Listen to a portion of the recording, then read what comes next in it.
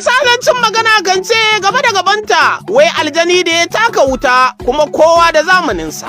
Domin a nan ministan birnin tarayya Abuja ne Iyansan Wike ya nemi ya latsa wani soja wanda sojan ya tsaya kai da fata cewa Wiken ba zai shiga wani fili a birnin Abujan ba.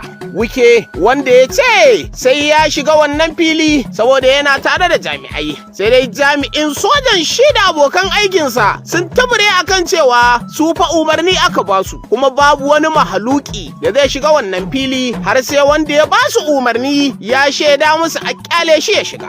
Wani hoton bidiyo da aka yi ta yada shi a shafukan sada zumunta sun nuna yadda Wike ya hakikance yake ta faɗawa wannan soja maganganu, inda sojan ya rika mayar masa sannu a hankali ta cikin tausasan kalamai.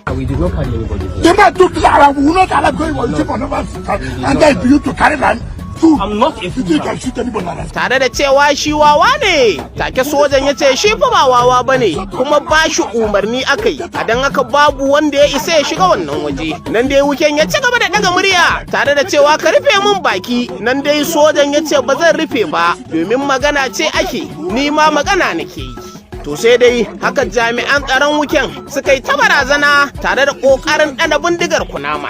Nan dai sojojin suka nuna ƙwarewa tare da haƙiƙance da cewar babu wanda ya isa ya shiga ko gurneti za su saka a wajen. Ga dai yanda wannan cakwakiya ta ci gaba da wakana a cikin wannan sauti. Shut up, you're not Bbchausa. Will you get up? I won't shut up.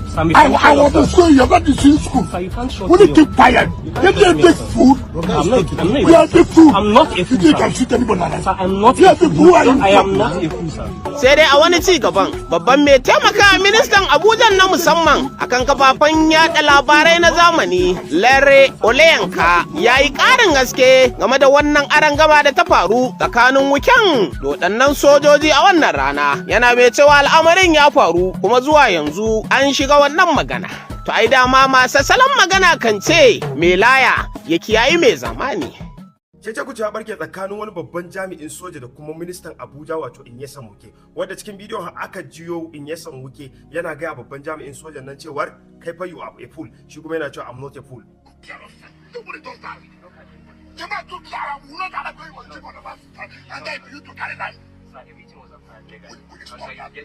Wanda yana cewa ya kamata ya sha data, ya ce masa ya shiru, ya sai dai su haɗu su shiru.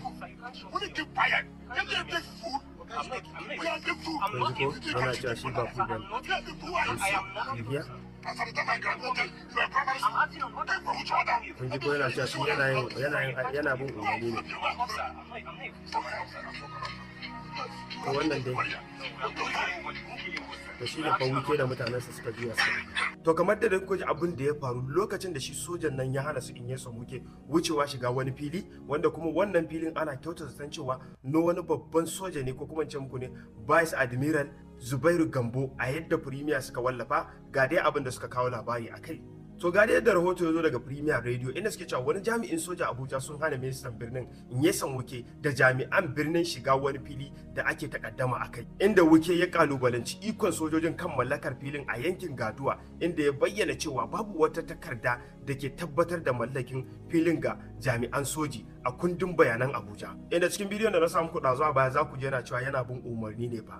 Haka na nufin iko bai fi iko ba a bayaninsa, wanda kuma gashi kamar yadda Premier Radio suka ce sai dai jami'an sun ce suna bin umarnin tsohon shugaban rundunar sojin ruwa ne Vice Admiral Zubairu Gambo. To a takaice dai wannan abin shine yake trending a social media, kuma wannan abin shi ya cece kuce a halin yanzu ko ina kaje za ga ana ta sa bidiyon wannan jami'in sojan fa. Wasu na ganin cewa sojan nan fa bai kyauta Wike ba a irin waɗannan abubuwan da suka yi, inda wasu kuma suke ganin cewa a'a Wike ne bai kyauta sojan nan ba domin ya san ba yanda za a iya ba wa kansa umarni.